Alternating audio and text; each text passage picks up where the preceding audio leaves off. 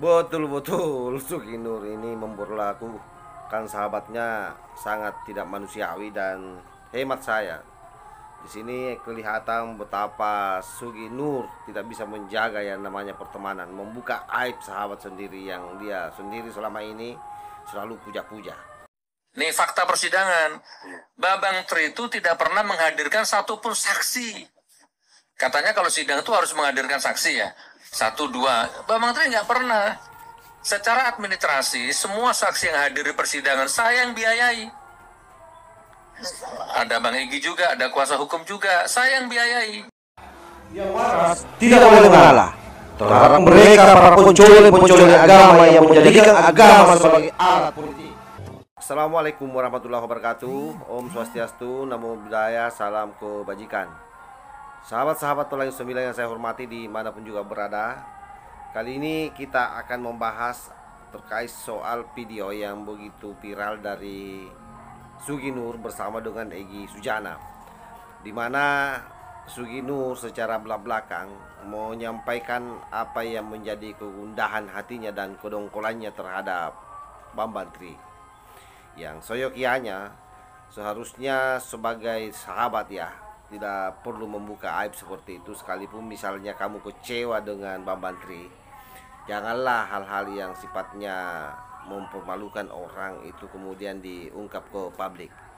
Saya kira pada sisi ini saya sangat tidak sepakat dengan apa yang dilakukan oleh Sugi Nur, sehingga kemudian terkuak apa yang menyebabkan para pengacara ini mundur, termasuk saya kira soal pembiayaan, karena memang selama ini katanya hanya Sugi Nur, pantas aja hanya Sugi Nur yang bertahan dibela oleh pengacara sementara Bambang Tri dibuang. Itu saya kira terkait soal pembiayaan.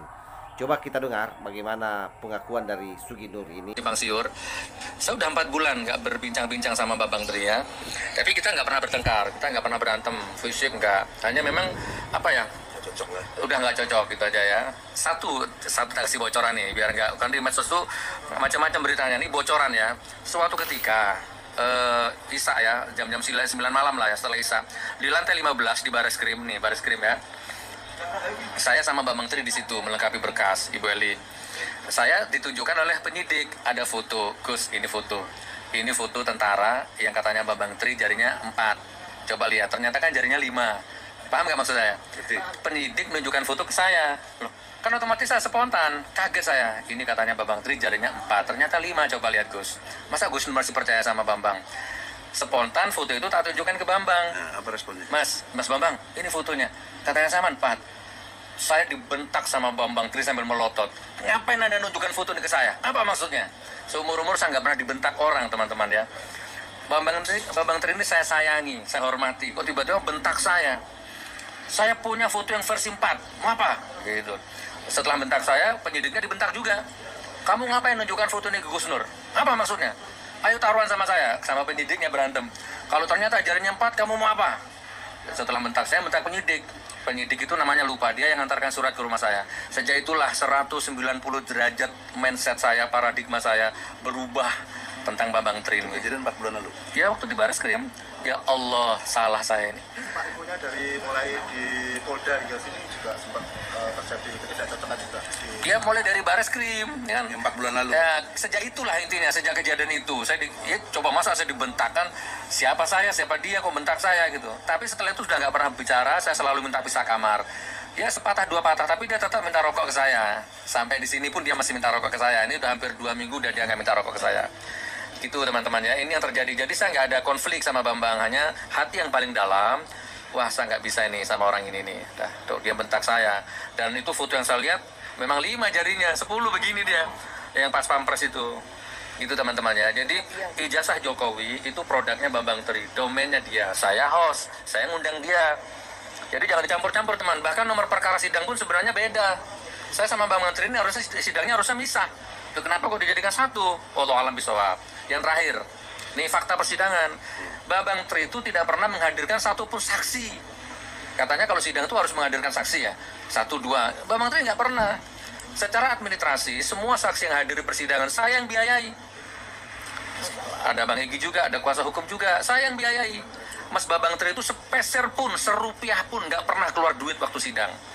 Itu secara fakta ya, secara administrasi. Coba kalau sidangnya dipisah, saksi begitu dapat, saksinya nggak mau, kuasa hukum dimarahi, gitu kan? Nah dari situlah banyak hal-hal yang sudah nggak seiring sejalan. Tidak bertengkar, kita udah sama-sama dewasa, ngapain berantem? Cuma diem aja. Bayangin teman, di Polda Jateng 10 hari satu kamar nggak ngomong. Kok agak berat gitu ya? Oke sahabat, saya kira jelas ya apa yang disampaikan oleh Suginur. Ini saya kira hal yang tidak patut untuk ditiru ya. Dengan semudah itu menghancurkan persahabatannya hanya karena persoalan sepele menurut saya, yaitu persoalan sepele menurut saya, yang itu juga belum tentu benar apa yang disampaikan oleh Suginur ini. Kali ini saya bela Bambang Tri. Kenapa? Karena kasihan Bambang Tri, tidak ada temannya. Egy Sujana juga, Hosinuddin juga meninggalkan Bambang Tri. Semua meninggalkan dia, jadi tinggallah dia sendiri.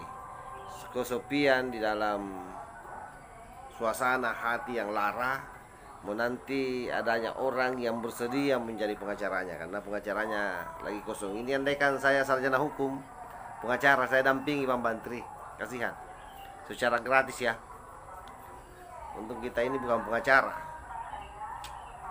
Nah, inilah hidup ya, belum mati orang sudah dibicara keburukannya.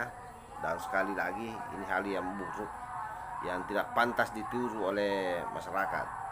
Termasuk Egy Sujana, saya kira selalu bicara agama tapi ternyata tidak mampu juga memberikan nasihat-nasihat yang baik terhadap Suginur maupun Bambang Tri agar senantiasa menjaga persahabatannya. Justru dari pembicaraan yang ada di awal tadi itu kelihatan bahwa Suginur ini lebih banyak dipengaruhi cara berpikirnya oleh Egy Sujana, sehingga dia begitu mengabaikan sahabatnya sendiri Bambang Tri. Bahkan katanya dalam pengakuannya pernah 4 bulan tidak baku ngomong dalam tahanan, tahan betul menjadi sahabat. Dan kayak rokok apa dan seterusnya itu kan tidak perlu sebenarnya disebut-sebut. Oke, saya kira begitu sahabat. Ini gambaran kalau kita berteman dengan orang jangan terlalu memuja-muja, dan kalau kita membenci orang jangan terlalu membencinya, karena bisa jadi besok lusa dia menjadi sahabat kita. Ini bukti nyata yang diperlihatkan oleh Tuhan ke kita semua melalui Suginur dan Bambang Tri ini. Wallahul muwaffiq ila aqwamit thariq. Wassalamualaikum warahmatullahi wabarakatuh. NKRI harga mati, Nusantara milik kita.